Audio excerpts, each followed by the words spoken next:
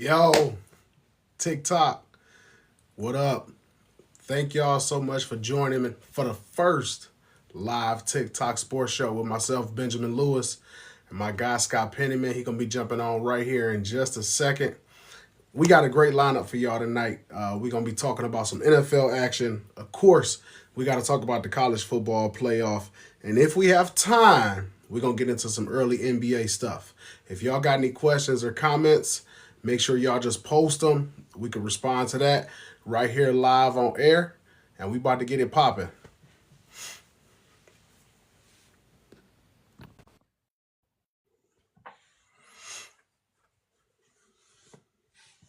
Make sure y'all hit those shares, those follows. Scott, what's good, bro?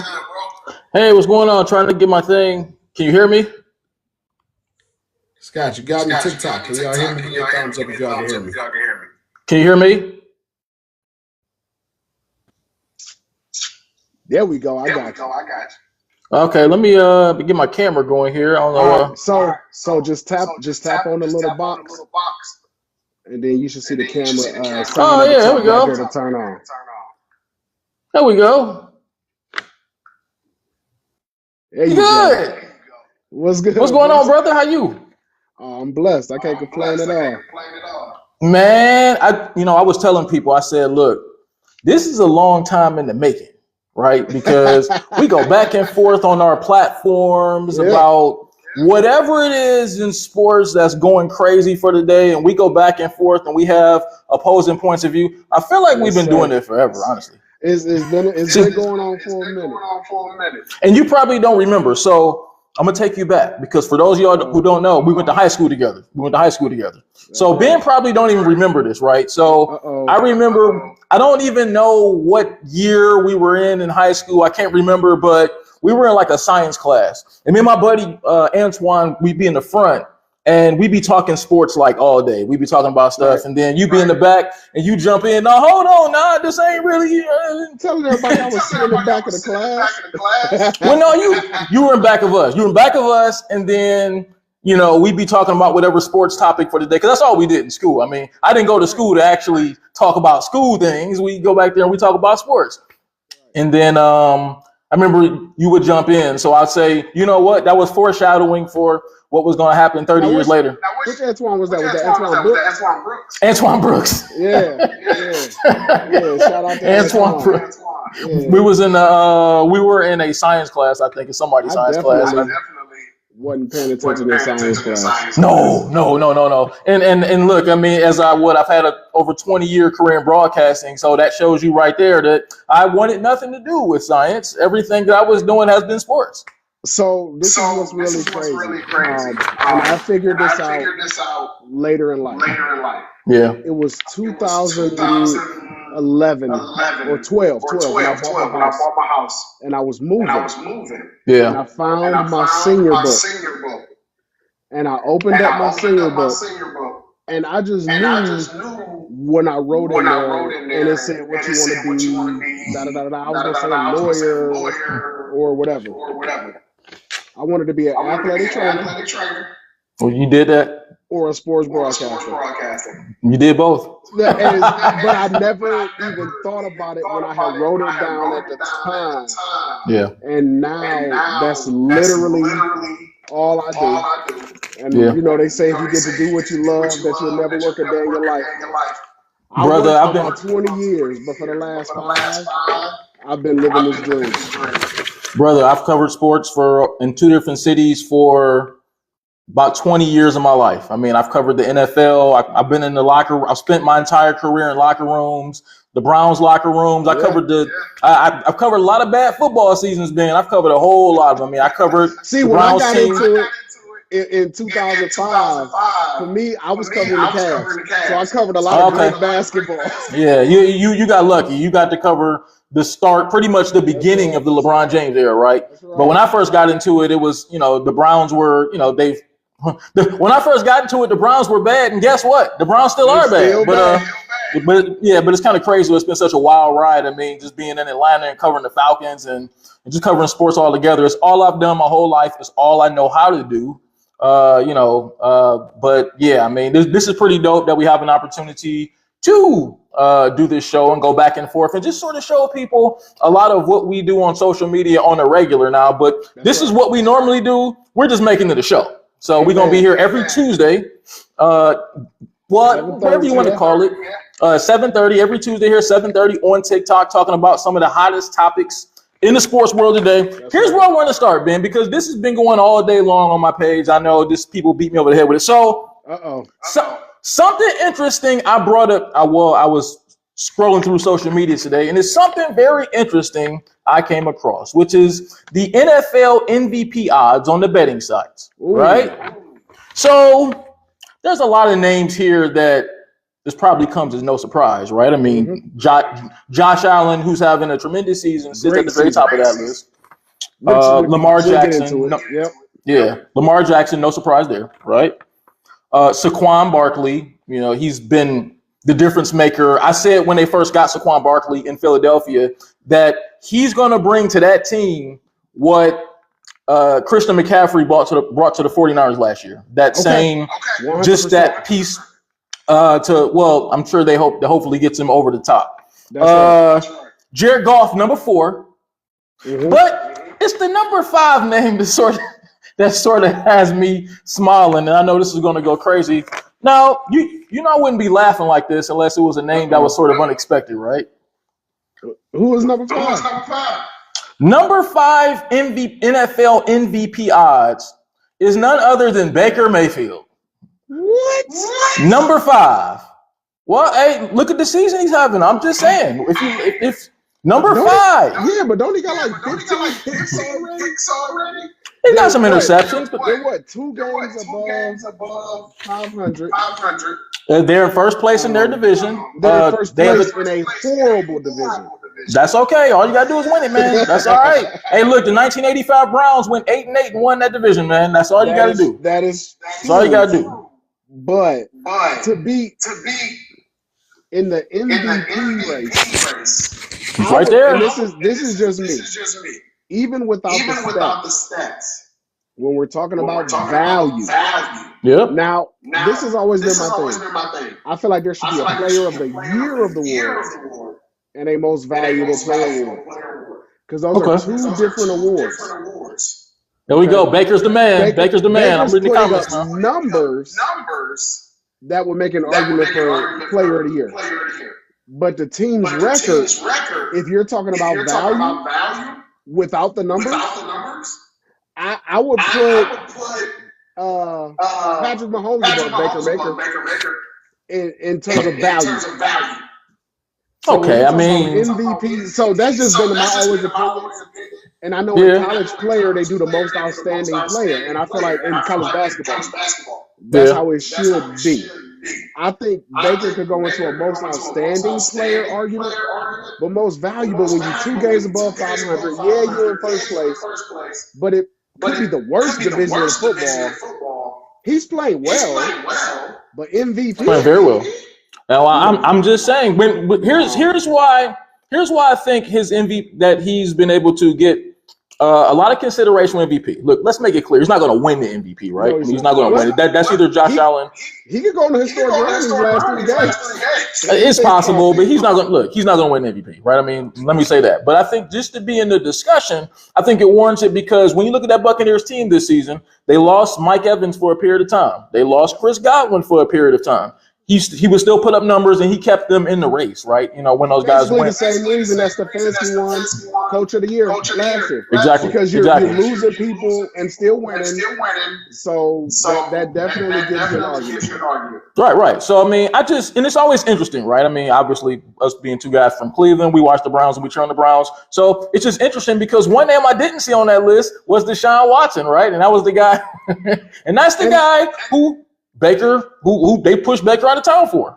And we talked about this earlier on Facebook, or yesterday on Facebook. I put that on ownership. I don't feel like that was a GM or coach's move. Because who fits the fantasy system better? Baker or Deshaun? Oh, without a question, it's Baker Mayfield.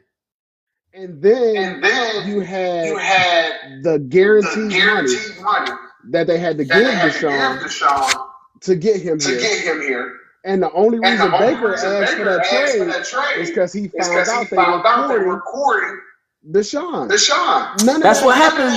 None of that happens without ownership saying don't do it. When you have the quarterback signed in building and you go out and start courting another quarterback, that doesn't happen without ownership. And to write a check like that. Well, yeah, I mean, I see where you're coming from, right? And maybe that's why they came out earlier this week and said Kevin Stefanski and Andrew Berry will be back next year, because maybe that was Jimmy Haslam going, well, look, I can't really fire these guys off of something that I did, so I can't really, and maybe that's part of it. However, I think if you're a general manager who's worth your weight in gold, if you're a head coach with any kind of clout, you got to look at a situation like that and go, Jimmy, I don't know if this really fits what we're trying to do. I don't know if Deshaun Watson's skill set, and that's been my argument from the beginning. Even if, let's say, Deshaun Watson hadn't just drastically fallen off, right? I mean, because clearly there's been a fall off from what he was in Houston, right? Right. One of the biggest fall offs we've seen in some time, right? However, I still believe maybe the fall off wouldn't have been as steep if he was entering an offensive system that catered to his skill set. 100% agree. It didn't. They've never matched. It didn't match. And that's why I don't think this was the idea of definitely not the coaching staff. And I don't put it on the GM. When you talk about one of the things that you complain about with the Cleveland front office is being too analytical. So why would you bring in a player that doesn't fit your scheme, sign them to the biggest guaranteed contract ever, and shackle yourself for 5 years? That's not a front office move. That's an ownership move. That's a Jerry Jones type meddling ownership move, and that's what I feel like happens with the Haslems. Yeah, look, I mean, it's just look, I mean, I don't know. I mean, just kind of when you think about. Now look, you got rid of somebody that's number 5 in the betting odds. That's my problem. MVP. That's my whole thing. And people argue me all day on social media. They go, well, Baker before the season before he left, injury season, the injury season, and that's my whole thing. It's like, that's been part of the problem of the Browns organization since they've come back. It's been a lack of patience, right? Because because what they did was, you had a young player in Baker Mayfield who had played there 4 seasons, and I get it. They were scared. Broke all of the rookie passing records. Right. And so I get it. I get it. He wasn't a perfect quarterback, right? He didn't fit the prototype of what you would think is a franchise level quarterback. So I understand that. And then he had 2 good seasons, 2 bad seasons. So I totally understand why they would have been hesitant moving forward. And that was right around the time where he was up for a new contract. So I think they kind of panicked a little bit and said, exactly, we don't really know if he's the kind of guy that's going to lead us where we want to go. He's been good, but can he be the guy who we can win a Super Bowl with? So I understand that way of thinking. And I think that's where they were at during that time. However, like I said, if you decide to move on in a situation like this, you better be sure that you were right on, because to just judge a guy like that 4 years in his career, 4 years in, and say, nah, he's not going to be good enough. And it's not like it was a Sam Darnold situation where he was just a bust for the first 4 years. No, he was wasn't. a competitive, record-setting quarterback, playoff quarterback in his fourth season. There is not another organization in the NFL, in my opinion, that would have had a player 4 years in who you took number 1 overall, had 2 seasons and 2 rough seasons, and say, we got to move on. We're good. We got to move on. And then what the Browns did, it was the equivalent of a guy who was married, was okay with his wife, had some things there that he wasn't cool with, but for the most part was content. I mean, wife was cool. She was decent, did most of the things that she wanted. Wasn't perfect, but, they had their ups and downs. He went out on vacation and got caught peeking at the girl on the side and say, No, he didn't get caught peeking. The Browns got caught peeking. Yeah. And then And then he married the stripper. Right, right. The Browns married the stripper, and now they're wondering why she's not a good wife. And meanwhile, your ex-wife is gone. She's in a new situation. She's happy. She got a good husband. She's stable. She's good. And she's looking at you. Right, and she's looking at you like you a damn fool because you moved on from what was a nice, comfortable situation because you went chasing waterfalls. That's the situation that the Browns are in right now. You find to take it back to where we started. You find Baker Mayfield in this mix with names like Jared Goff, Lamar Jackson, Mm-hmm. Josh Allen, and Saquon Barkley. If you had to take one of those guys, because we're talking about MVP, most valuable player. Off of that franchise, which franchise would have the biggest fall off without that one player?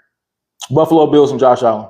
Okay, so that's your MVP. Yeah, I mean, I think Josh is the MVP. And with all due respect to Lamar Jackson and what he's been this season for the Baltimore Ravens, because he's in the middle of another MVP like season. When you think about the Buffalo Bills, though, this past offseason they lost Stephon Diggs. This past offseason, they sort of rebuilt the offense, like kind of rebuilt the backfield, rebuilt the offensive line. And they're still playing elite level football. Like I could really seriously see them winning the Super Bowl. And they thrive so much off Josh Allen's talent and his abilities and everything like that. Because if the casual person, right, name their receiving core, right? I mean, they have that guy Shakir, they have the rookie Coleman. I mean, that's not a star-studded receiving core. And Josh Allen is having 300 and 400 passing games every single week. He's throwing them to victory, and they've beaten some of the elite teams in this league. And I think that's the difference between him and Lamar Jackson. Okay. If the Ravens would have won that game against Philly a few weeks ago and Lamar Jackson played well, I think he'd get more consideration. But when you look at the Buffalo Bills, they beat the Chiefs. They gave the Chiefs their only loss this year, if I'm not mistaken. And then they went on the road. Was it last week? Who they beat this past week? I know they beat somebody really good. They beat the Lions. They blew the Lions out. Yeah, I mean they went there and they kicked the Lions defense up and down the field. So I think that if you take Josh Allen out that mix, they're nowhere near the same team, right? The Ravens organization, and this is no slight to Lamar Jackson. This is no slight. But the Ravens organization has always been strong no matter who is playing quarterback. They've always been a good competitive team. So then my question to you would be, is Lamar Jackson getting the slight? Even though he's got to so we know he's gotten the credit. But in your argument right now, is he getting the slight because of the success and past success and past stability of the organization he's playing for? Because this guy has 34 touchdown passes and 3 interceptions. Yeah, and they wanted him to be a wide receiver. Yeah, I mean, hey, look, I was at that scouting combine when he was asked that question. I was at the 2018 scouting combine when he got the question of, are you going to switch positions? And he's there, and he's like, that's crazy, man. You okay? What we got going on? They said we got a echo. How do you get an echo? How we get an echo? Go ahead for it. Echo. Are we good? 1, 2, 3, 4? Nah, I still got echo. I think it might be my headphones. Oh, okay. Let me see. Hold on. See what we got. We'll clean it up. Everybody stand back, and we got a lot more to talk about. We ready to go. Check. Can you hear me? Yeah, I can hear you great. Can you hear me? Yep. Okay. I'm not hearing you. 1, 2, 3, 4. 1, 2, 3, 4. Okay.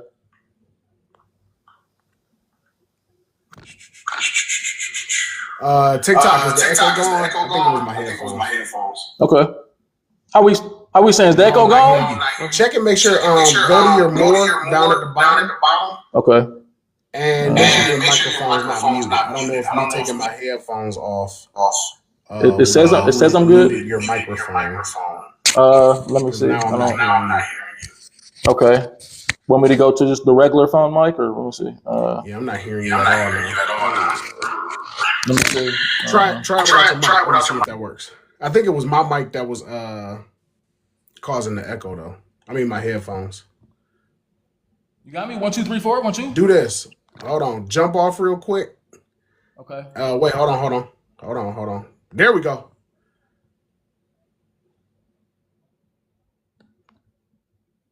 To invite, turn on Scott Penny's microphone. Turn your mic back on. It should. Still not hearing you. I don't know what happened when I took my headphones off. I could not hear you anymore. Try again. Let me get the. 1, 2, 3, 4. We good? Nope. All right, I'm gonna jump off real quick and just jump right back on. Okay.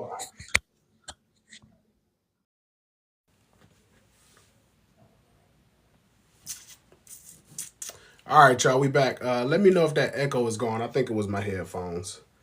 Not sure why they were doing that, but that's what I think it was. Scott's gonna jump back on here in just a second, and then we'll pick up with our conversation. What up, TikTok? We here. All right, there we go. Boom.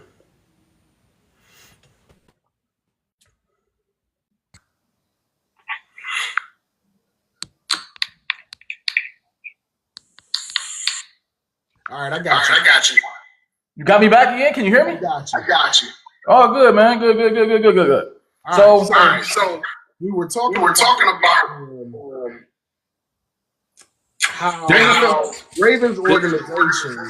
Yeah.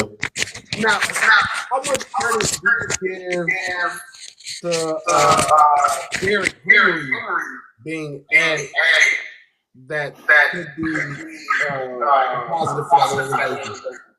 I think that it might be your mic. Let me get this out of here. It might be your mic. That echo is definitely still there. Yep, gone. It was your mic. Okay. All right. Well, forget the mic then. Can you hear me good? Yep. That's what it was. All right. Cool. So we'll forget that mic then. So yeah. I mean, I think when you think about the Ravens and what Derrick Henry has meant to that team, yeah. I mean, he's taking the offense to the next level, right? It hasn't always looked as great as I thought it should throughout the season because I think they were just adjusting to how Derrick Henry likes to run the ball, and he's normally a guy who you put in the I formation, get a fullback in front of him, or have him right behind Lamar and let him go. So I think they kind of struggled with their identity a little bit as far as what they wanted to be. But yeah, I mean he's been great. I mean that's added a dimension to that. Do you think adding a player of that caliber to the team, in the eyes of the MVP voters, hurts? Because Josh Allen doesn't have Derrick Henry behind him. He's not. So the way the defense, when you look at his touchdown to interception numbers this year for Lamar Jackson, the fact that the defense has to respect Derrick Henry and Lamar Jackson's running ability the way that they do, I feel like that just opens up passing lanes. And is that something that the voters could be holding against Lamar Jackson when it comes down to the voting?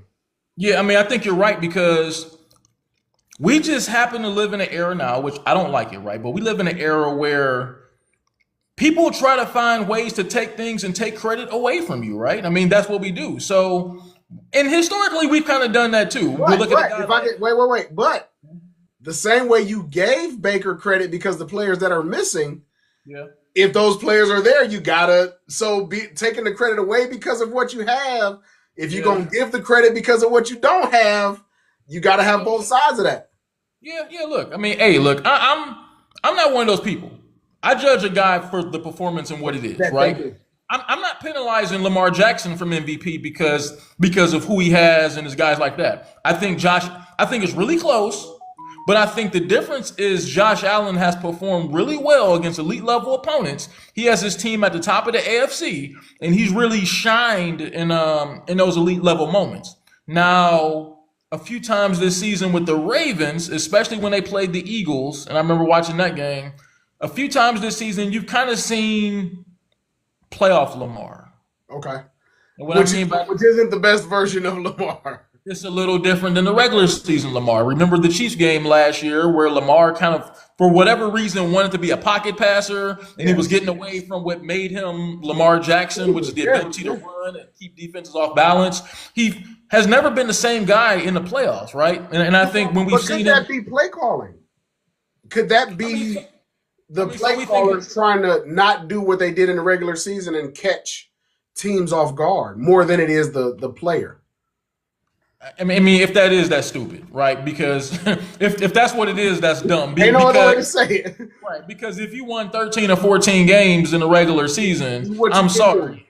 Once the playoffs come, you're gonna have to beat me at what I do best. And if you can stop it, more power to you. You go to the Super Bowl. But I mean, and until you can stop what I am, which it hasn't been proven during the regular season, we're gonna beat you over the head with it. So I don't know. I can't imagine that the play callers with the Baltimore Ravens just started against the Chiefs last year and said, "Aha."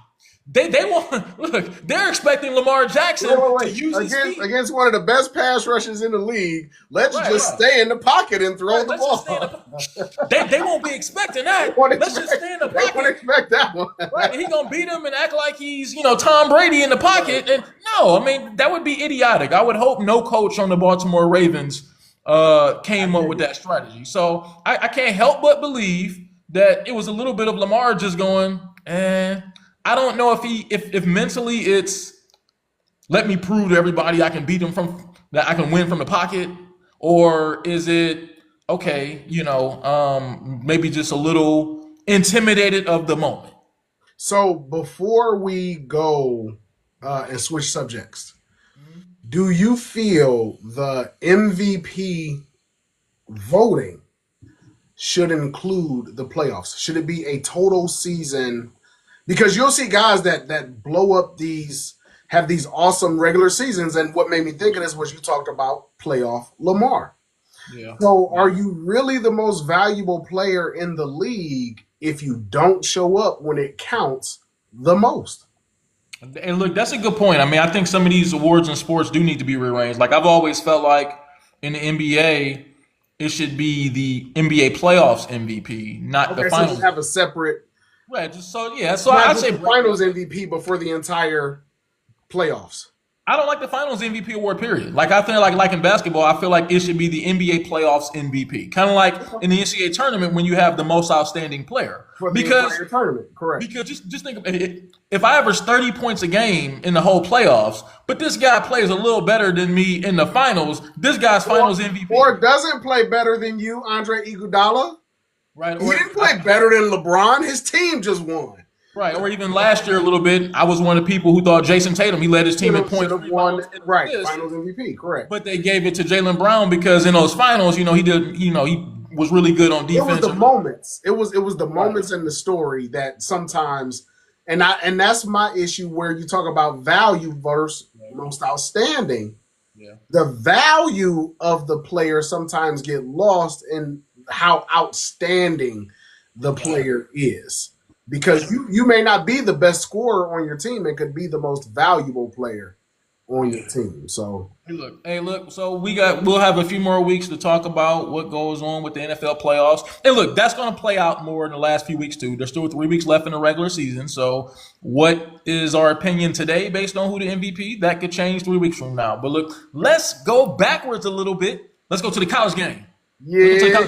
Because hey look, dog. The college football playoff gets underway this weekend. Friday. So Friday. So let me ask you first. What element of this are you most looking forward to? And people were saying how they thought having the playoff would diminish the regular season. These last 2-3 weeks of college football regular season, you were talking about teams and games that you would have never been discussing. So what I'm looking forward to is similar to March Madness. Who gets the upset? That's what I want, because that's what will really set the play. If it just goes chalk, then why are you doing it? If every year the same teams, I need the college football playoff to look like the NFL playoff. I need the 9-7 New York Giants that won the Super Bowl. I need I need a Boise State. I need an Indiana to make a run in the college football playoffs. If you get a 10 beating a 7 or a 12, I don't really care who wins between Clemson and Texas. My lady went to Texas, so hopefully she's not paying attention. But but if that 12 your household, you better root for them. No. Look, if that 12 beats that 5, though, if Clemson beats Texas, that is what I'm looking for. I want to see the upset. Okay. Yeah, I mean, look, it'll just be interesting, though. I think when you look at some of these matchups, though, it's kind of crazy, right? Because for years, I know Ohio State fans have been saying, well, look, it's unfair when we go to these bowl games and we got to play these SEC teams in these beautiful tropical environments, and it's unfair. Let one of them have to come north, and then we can really see what they're about. Well, be careful what you wish for, because now you get it. Because now you get Tennessee coming into the shoe. That's right. And we're gonna see what you can do now when it's gonna be. I saw the weather report too. It's gonna be a little cold. It's gonna be cold. Tennessee is gonna be traveling up north. It's gonna be 8:00 at night, so it's gonna be cold because the sun is gonna be gone. So no more excuses. No. Well, especially for Ryan Day. Don't even let me get it. If Ryan Day loses this game, I think he's gone. If he loses the Tennessee game, I think he's gone. I guess. Do I think he'll be gone? I think a lot of that depends on who they think they can get if they do lose. Well, who do you think they can get if they lose? Well, I think Ohio right here in Cleveland. All they got to do is drive 2 hours down the road. Well, look, I think Ohio State is pretty arrogant. They feel like there's no one who they won't be able to get who they wanted. Now, Mike Vrabel, of course, that's always going to be the He's name. Right here in Cleveland. Right down the road. I'm sure he would love that job. Honestly, that's what they can get, right? I'm pretty sure Oregon's coach, Dan Lanning, is going to get a whole lot of calls. Nike gonna open up the back, and this is I hate seeing this in college football. You're the number 1 team in the country. They're gonna give you all the money. Why do you leave? Why? What are you gaining unless you're going from Oregon to the NFL? What are you gaining? And the Oregon people, oh my God, I say Oregon. I did a post. And a former Oregon Duck football player commented on my post, and all these Oregon people came on there like, Oregon. That wasn't Farrell Brown, was it? No, it wasn't Farrell Brown. Oregon, if you're the coach at Oregon, what are you gaining by leaving? And you have a program like that that's backed by Nike. They're going to back up the truck. They're going to pay you. They've gotten talented athletes for the last 20 years. They have Heisman Trophy winners. They've been in national championship games. What are you leaving for? Build a legacy instead of going to chase somebody else's legacy at Michigan or Ohio. Why is Bobby Bowden held the way he was?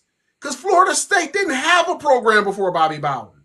Why is Jim Miami went to the Cowboys? Jimmy Johnson. Why is Jimmy Johnson held in the esteem he is? Because Miami didn't have a program before Jimmy Johnson. Well, that's true. It's a good point. I don't think Dan Lanning necessarily wants to leave, right? He was at Georgia. So Dan Lanning I covered the University of Georgia in those championship runs. Dan Lanning was the defensive coordinator at Georgia, always thought very highly of. And by the way, that Kirby Smart tree is kind of crazy right now because you got Dan Lanning who coached for him there. You have Fran Brown, the coach of Syracuse. He turned him around this year. They have the coach of Georgia State here too. So they've got some Dale McGee. They're building up some coaches down there. Yeah, he's kind of building up. And I covered that Georgia program. So, which brings me to more the college football playoff. And I feel like the Dogs are going to be tough to beat. The only caveat being with the Georgia Dogs, they lost their quarterback, Carson Beck. So we'll see what his arm is looking like. They got Gunnar Stockton behind him, who was a 5-star guy. Just hadn't played a whole lot this year. So they'll be at home waiting on one of the winners. So we'll kind of see how that goes. And that could be like, what was that, the 2014 Ohio State team where we got quarterback, win. Yeah. It didn't matter who you put behind center because the talent was there. the program was built, and they were able to just plug guys in. Of course, you had Zeke Elliott back there and an awesome offensive line and awesome wide receivers. But that's not much different than what you have in Georgia. You've got an awesome defense. You've got awesome skilled players. So then his job is just to come in and not mess it up. And on that bottom half of the bracket, Oregon's supposed to be Oregon's supposed to be the number one team. But you've got Ohio State. You've got Texas. I feel like they got the short end of the stick being on the top half of the bracket, that they have tougher competition. Yeah, because when you look at it, I mean, whoever wins that Tennessee and Ohio State game is going to be a tough out for Oregon. Like, I mean, that's going to be a hell of a game up next, whoever wins that game. I have a hunch Ohio State was going to work their way past Tennessee, but it's going to be a hell of a matchup regardless, whoever get past that game and plays Oregon, right? So, I mean, yeah, I love Georgia's path. I really feel like I love because, look, I've been out there game day in Athens, when with that crazy crowd. I gotta get down there, and I gotta get to the Iron Bowl. The Iron Bowl, but I tell you, being out there with Athens, man, on game day, out there between the hedges, man, I've really truly experienced SEC football, which that's something else too that will kind of be proven here in this thing, right? Because for years it's kind of been the rivalry with the Big Ten, SEC. The SEC think they is the Big Ten is the Big Ten adds Oregon and the SEC adds Texas, and they just the rich get richer in college football. So. All right, so we talked about betting on the stakes, at least, on the MVP in the NFL. If you were a betting man, what is your college football championship matchup game? Not the winner, just the two teams that make it to the championship game. I gotta remember because I'm not looking at the bracket right now. Is it possible for it to be Oregon and Georgia? Yeah, they're 1-2. So Oregon is up top in the bracket as the number one seed with Ohio State. Well, with Arizona State, Ohio State, Tennessee, Texas, and Clemson.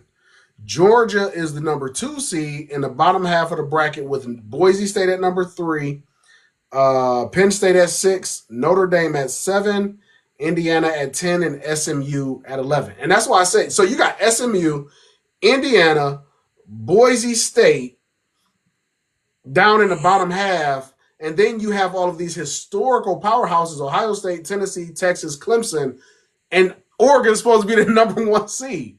Somebody tell me how the hell Arizona State even worked. I didn't watch Arizona State one game this season. I know they got that back Scottaboo, whatever his name is. Yeah. This is the one thing I don't like about the college football playoffs. Winning your conference should not guarantee you a top 4 spot and a bye to the second round. Because if you're in a weak conference like the Pac-12, you're not ranked higher than teams like Ohio State and Texas, but you get a higher ranking in the playoffs. Same thing with Boise State. You won your conference, you don't have a higher ranking than teams like Penn State and Notre Dame, but because you won your conference, you get that first round bye. And I don't love that part of it because I don't look. Maybe I'll be wrong. Arizona State might start this and run all the way through and win a championship. They could. It doesn't feel like they belong, but whatever, But I feel like you should take those 4 teams that win their conferences should definitely get in, but then the bracket should just be strictly based on ranking, not because it's not like the NCAA bracket. At least I'm not counting 64. I'm counting 62. Right. Nobody gets a bye. A 16 can be the 1 you could lose in the first round. Here, because you're giving out buys, I feel like the team that has the highest ranking should get the home field and get the bye, not because you won in a weak conference. This is not the NFL. It's not.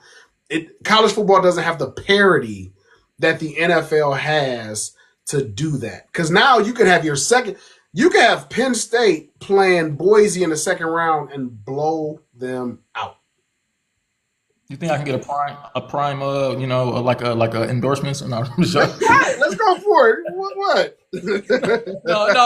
yeah. Look, I think you're right. You've been sipping it the whole show, but look, you've been see. That's the first time you didn't realize it because I've been noticing. That's the first time you showed the logo. You had it turned the other way, so you couldn't see. I knew what it was, but you couldn't see it. These are seriously though, and this is not a look. They're not paying me to say this, Now but this is that prime. DePaul? Is that Jake and Logan Paul's brand? I'm not sure, but all I know, I think that's. Hold on, let me see. I get these so much, man. They are so good because they got very low sugar, whatever like that. These are some of the best drinks. Like it's almost like I'm addicted. I'll get like one of these. Watch, I found out it has some sort of addictive substance in it or whatever like that. Hey, look at what right here in the comments from Mike Vick. Okay, since we're sitting here talking Norfolk about State, yeah.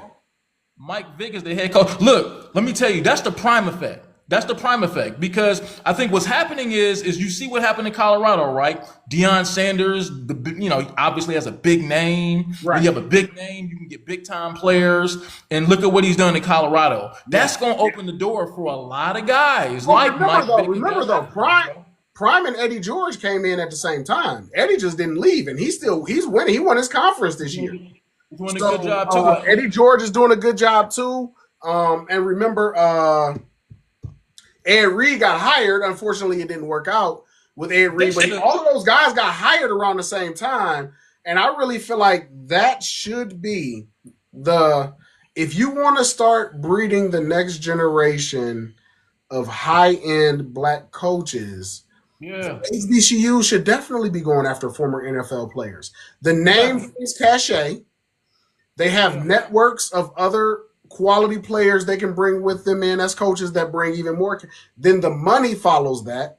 So if you want to build up, and even for Prime, I didn't like that he left personally. I didn't.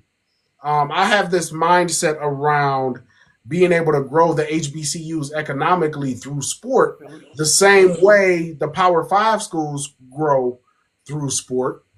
But he still – so look, I looked it up and I'm going to tell you. But he still shouted out Jackson State. He still represents for Jackson State. So he didn't just leave and forget Jackson State. But yes, and it's funny because, two Cleveland boys as we doing this and you up here pumping Prime. Yeah, that's Logan Paul's brand.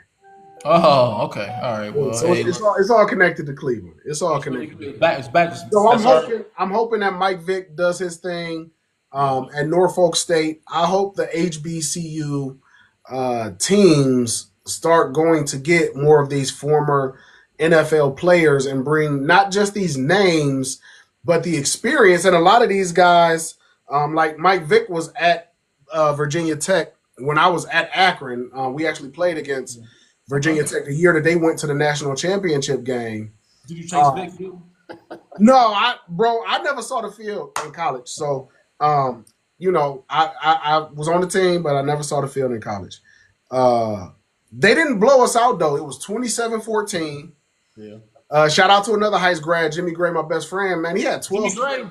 He had 12 carries for 98 yards in that game against the number one ranked defense in the nation at Virginia Tech that Jimmy year. was good, man. Jimmy was a high level athlete, man. He's outstanding.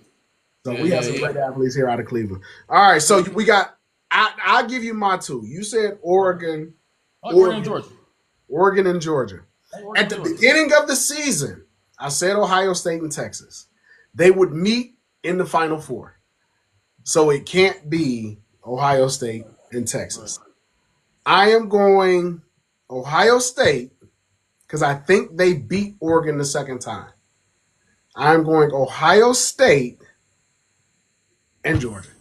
I don't think anybody in the bottom half of that bracket. Like I said, I think Georgia's the number 2 seed, and they ended up with the easier bracket than Oregon did as the number 1 seed. I think Ohio State gets past Tennessee. I think Ohio State beats Oregon in the rematch. Okay. And then I will have a house divided because I got Ohio State versus Texas in the Final Four. What just aggravates me about Ohio State, though, is that no team in the country gets less out of their ability and their pieces and parts than Ohio State. And I don't know if that's a Ryan. That is. Who? You think that's a Ryan Day issue? It probably is. Right. I mean, right. It's got to be. Check this. Ohio State had, other than the U, Ohio State had more first-round picks in the 90s than any college other than the U. How many championships they leave with?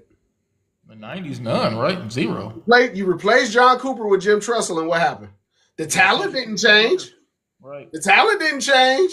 You brought in the right coach that bought into the program was able to raise those guys up properly and utilize. I would say John Cooper's teams, especially from the quarterback position, right. When you talk about somebody like Craig Krizzle, who, he did his thing, but he couldn't throw. He was throwing for 50, 60, 80 yards a game. They was winning with defense and running the ball with Maurice Claret.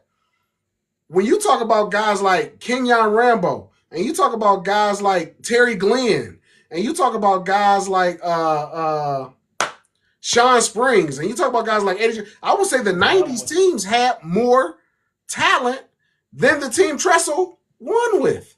Yeah, I agree with that. Look, and that's the thing. That's what's so frustrating when you look at Ohio State is that when you think about what they have in the backfield, they have Judkins and Henderson. They probably have 3 guys at wide receiver who are all going to be first-round picks eventually. Right. Offensive line, they got probably one of the top offensive lines in the country. They got NFL draft picks all over the defense, right? But they should never score less than 20 points. Never. No. It shouldn't happen. Never. You have probably more weapons on the offensive side of the ball than any team in the country. Yep. And your quarterback doesn't have to be great. He just has to distribute the football and get in the right guy's hands. He doesn't have to be great at all. He has some of the best weapons in the country, maybe in the last few years at his disposal. Mm-hmm. And every week you watch him, they just don't seem to get the most out of those pieces and parts.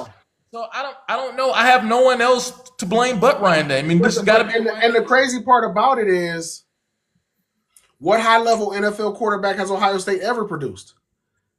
They've always won in spite of, they'll have all the talent around it, and they've always won in spite of their quarterback. Yeah, I think last couple of years they had some good quarterback play, first-round picks like Justin Fields and Haskins and those guys. But when they get to the league, right. They had high-level quarterback play when you're talking about, Justin Fields, Haskins, and things of that nature, because they were taking advantage of the college game. Right. But it's a different animal when you get into that NFL game, and everybody's at that level. That's true. Really pick apart defenses. And that's where coaching, I feel like when you talk about, that's the difference. Like the same way what I'm saying about the NFL, when you get to that national championship game, when you get to that Ohio State versus Oregon game, and you're not seeing your quarterbacks flourish in those positions, right, that means they're not doing it at the next level. They're doing it against Indiana. They're doing it against Illinois. They're doing it against Purdue. Penn State doesn't count because Penn State is like Michigan State to Michigan. They're little brother. Right. So doing it against Penn State doesn't count. Can you do it against Michigan? Can you do it against Georgia? Can you do it against Oregon? Can you do it against in the big moments when you really need to do it? Right. They spent $20 or $30 million in NIL money not to beat Indiana. They spent that kind of money to beat the big boys, like you just said. So I tell you what, we can stick with college a little bit, right? Because obviously this past week they gave out the Heisman Trophy. Yeah. And look, I agree with the decision, right? I was arguing with this all week on social media. People were saying they should have went to Ashton Genty, the running back from Boise State. My pick was Travis Hunter.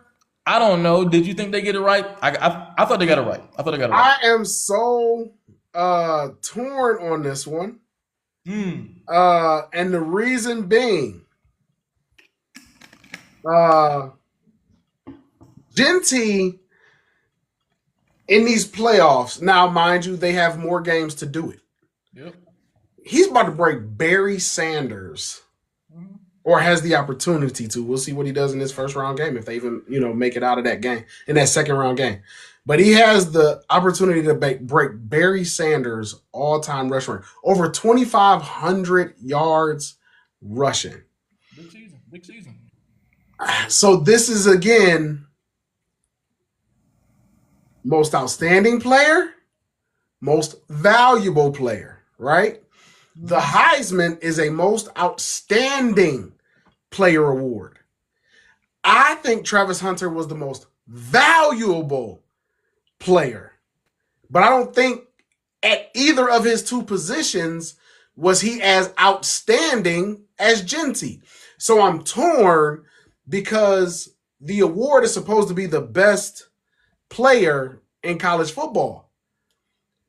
Being top 5 at two positions or being the clear-cut number one, no arguments whatsoever, and generationally, 40 years, 50 years generationally great at your position is the debate.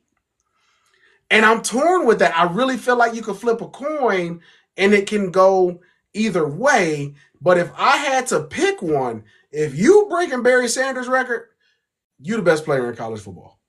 Well, look, you could flip a coin, but my coin is gonna say heads on both sides because it was no question for me. Because yes, what Ashton Genty, like you just said, you ran down all the stats and everything like that. Statistically, he's having one of the great college seasons ever at the running back position, right? However, when you think about Travis, right? I mean, it's hard as we've seen great running backs in college football history before. You know, I've seen a lot of great backs over the years. God bless Ashton Genty, but there's been 26 backs that have gone over 2,000 yards. I mean, but he's second all time. That's true. But like number two all time. He is. He's going to have more games though, right? In order to get there, right. So no. He's already number two. He has the chance to be number one. Okay. Yeah. Now he's got to have a really good game. He's got to have a really good run. Yeah, he needs like 200 some yards. Yeah. Okay. Yeah. So no, I'm not. This is not even to take anything away from Ashton Genty. To understand how difficult it is to be great at one position at a high level in college football, you know, you have to be the cream of the crop. You have to be the elite of the elite. But to be PF Pro Football Focus ranked top 5 at two different positions, and not where right now, if Travis Hunter just said he wanted to be a wide receiver and that's it, right? He'd still be an elite level draft pick. Yeah. If Travis Hunter just said, I just want to be a cornerback, he's still going to be an elite level draft pick. Travis Hunter is an elite level player at two different, very high level, high skilled positions, right? Yeah. So I just feel like this is something that we're probably never going to see again in our lifetime. Some people will try, we could have seen it before though. Right, but he has the blessing of playing for Prime. Yeah, I mean, Chris Gamble could have did that at Ohio State. I don't think Chris Gamble was as good of a receiver as Travis Hunter is. I think Chris Campbell was a decent receiver, but he wasn't Travis Hunter. Like Charles Woodson. He was eating. Go back and watch that tape. He was eating people up. Go back and watch that tape. But did he have 92 catches for 1,150 yards? Because the coaches, well, first of all, Craig Krenzel was his quarterback. Okay. Right. So he didn't have Shadur Sanders. He had Craig Krenzel as his quarterback. Right. They said, you're going to go play corner in the NFL. We want to put you in a position to prepare you for the NFL. Prime, because he's Prime said, boy, go play. That's an advantage. And I'm not taking anything from Travis because we talked about it with the MVP thing. I'm not taking anything from Travis because he played for Prime, but I'm actually agreeing with you that you'll probably never see this again because Prime was the differentiator and no other coach would have let him do it. That's a Prime. I said that before. I said if Travis Hunter went to the University of Georgia, he'd have been a cornerback. They'd have stuck him there, and they would have. He'd have played well there, been a first round pick, and everything would have been good. If he went to Alabama or Ohio State, same thing. I think what Deion Sanders probably sold Travis Hunter on, and probably why Travis really bought into Coach Prime, being the guy for him to go play for, was that I'm willing to bet Deion Sanders' pitch was, I see a lot of you. In me. I see a lot of me in you. Yeah. And I feel like you have more ability, more natural ability than even me. And who can mold it better than Brian? You're absolutely right. Right. Because, for people who don't remember, Deion Sanders played on both sides of the ball at different points of his career too.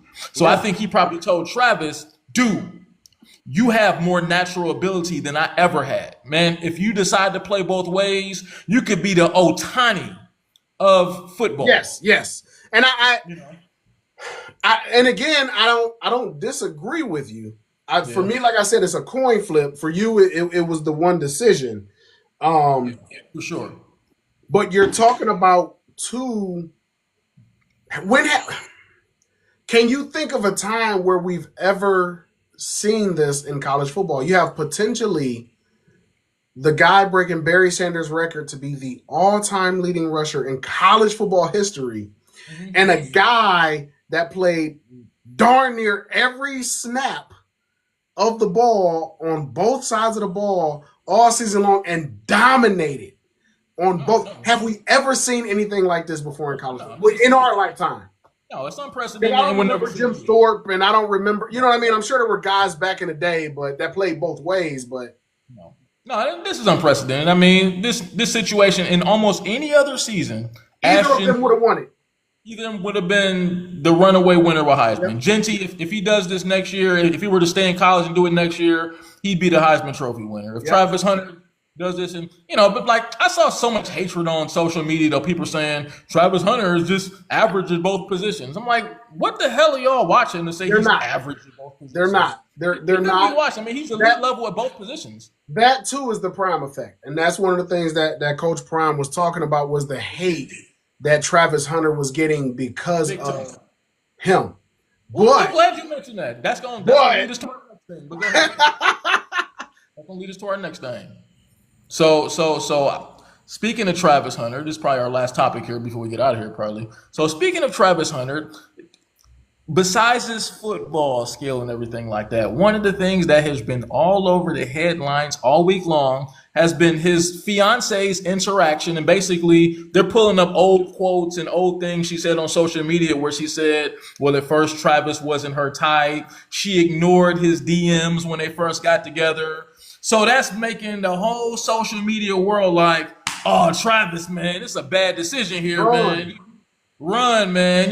This girl don't really like you. She just wants you because of who you are. So she gets on social media and explains what she meant by that. She says that, well, when he first DM'd me, Travis had I guess kind of making him look bad too. But when he first DM'd me, he had a girlfriend. So I didn't want to wreck his situation. So that's kind of respectable. You basically calling him a cheater, but whatever. But so anyway, you got into a relationship with him anyway.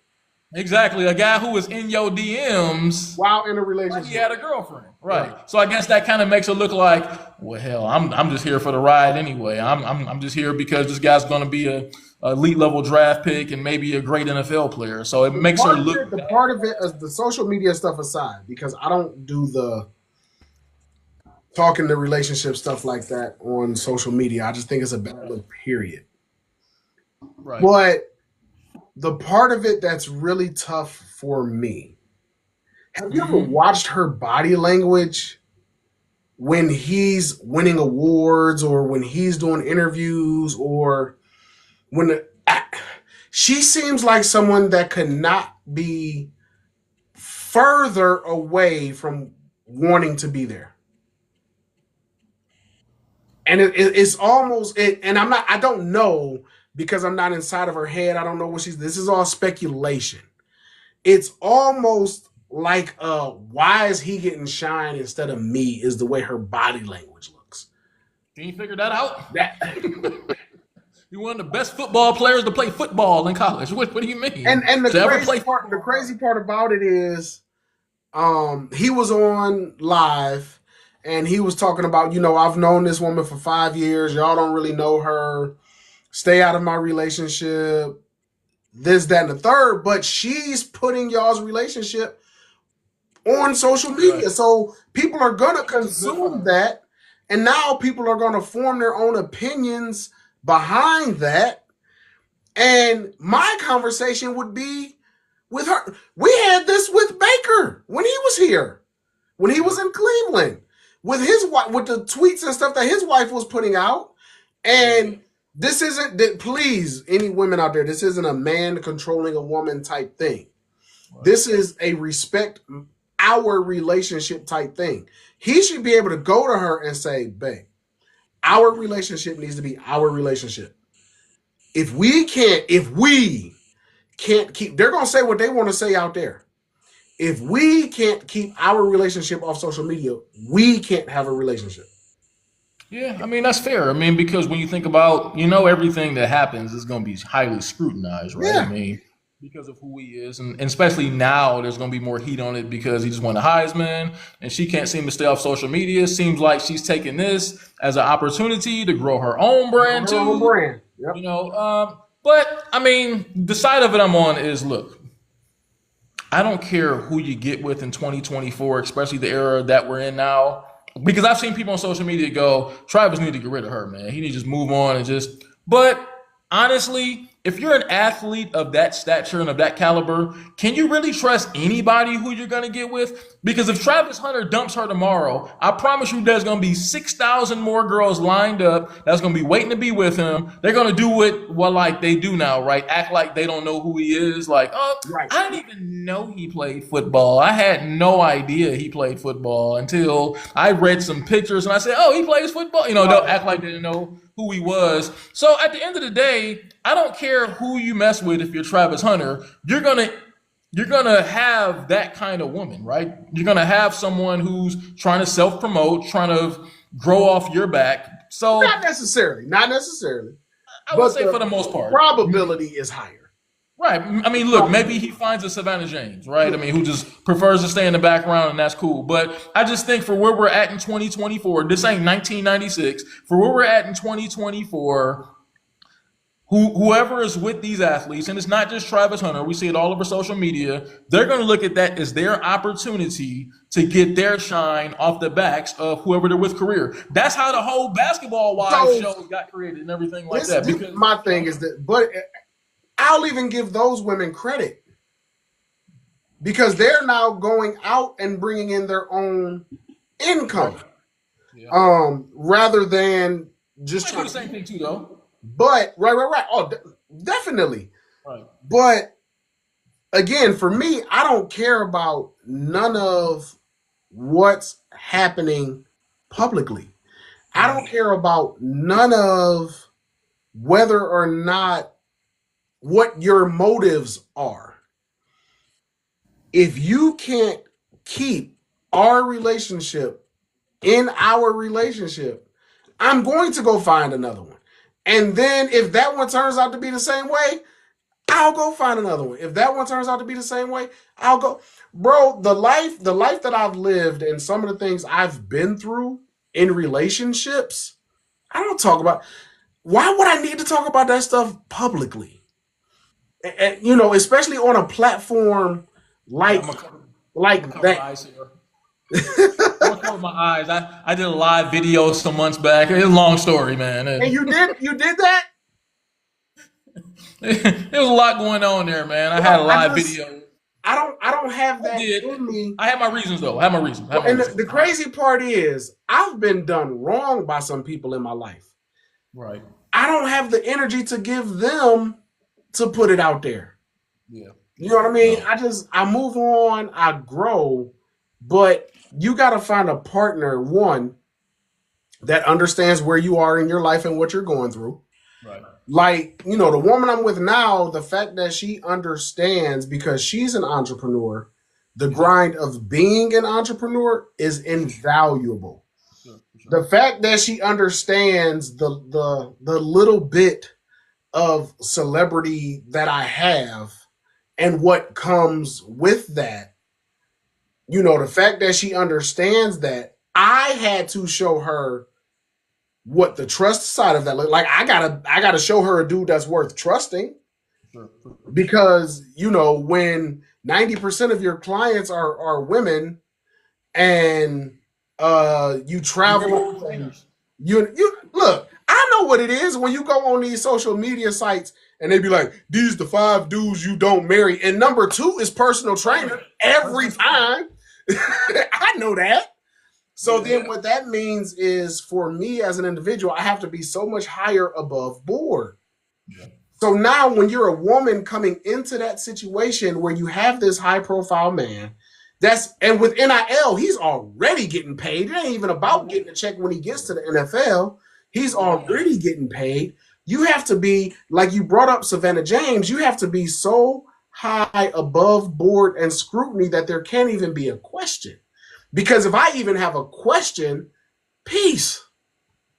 Yeah. I mean, look. I mean, But my whole thing is this: Travis is a young man, right? We've all been there before. Now we haven't had his level of fame, not even close, but we've all been there before, where you were maybe with somebody who might not be good for you or whatever like that. That's something you have to figure out for your own. We can't make that decision for him. And for all these people on social media who are commenting on these statuses, going, "Travis, get away from her. She's no good." These are all people who have all made their own relationship mistakes too. So we don't want to hear what y'all have to say.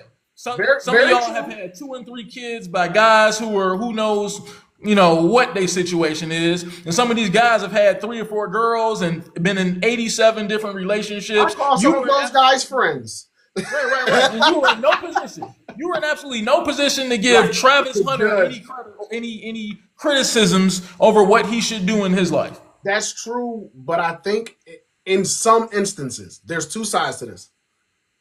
For me, if I was ever to have, a conversation with a young man, it would come from a place of community, experience, and love. To say, hey, these are some of the things I've experienced. And that's where I would give it from. These have been my experiences, and this is how you can avoid some of those pitfalls and those traps.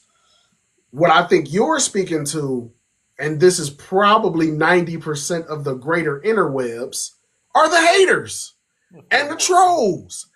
Because no matter, this guy and this woman could go on and live the happiest private, and that's my key, make the life private ever. But when you start responding to the trolls on personal stuff, you can never win, because they're in your life. You're not in theirs. And everybody on social media has a microphone. Everybody on social media has a camera. And when you start responding to it and giving energy to it, it's just going to bring more of the trolls out. So that's the side of it that I think you're coming from, and I agree 100%. And another side I'm coming from, okay, like I say, I would never in any way compare myself to Travis Hunter, but as a guy who didn't get much action back in my high school days, once I got further in my career and started being on TV and everything like that, you tend to get more action, right? That's just how it works, because, especially when you're a man, people think you got things going on for yourself. Right. So you're going to get a lot of action your way. Any man who has things going on for himself, you're going to get a lot of action your way. And especially as soon as he gets drafted, that action is going to be going out of control. Even further, yeah. So the standpoint I'm coming from is, young man, you gotta make your own way and live your own life and make your own decisions.